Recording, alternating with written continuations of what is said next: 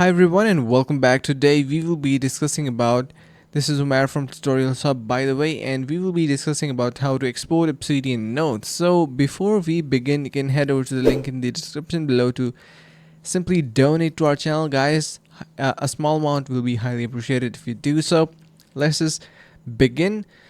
So what you're going to do is simply head over to this site called UPDF, and this will be helping you to export Obsidian notes. And how so? Obsidian is a popular note-taking and knowledge management app. Does not come with an built-in PDF reader, but while it excels in organizing and linking your thoughts, when it comes to managing PDF files such as reading or editing them directly within the app, users might find themselves a bit of a standstill.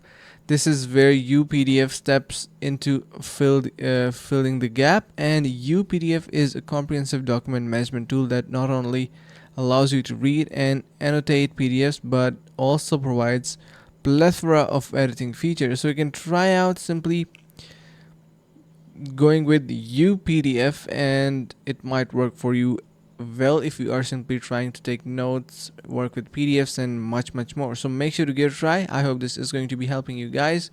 Also, stay tuned and donate using the link in the description below. It will be highly appreciated if you do so.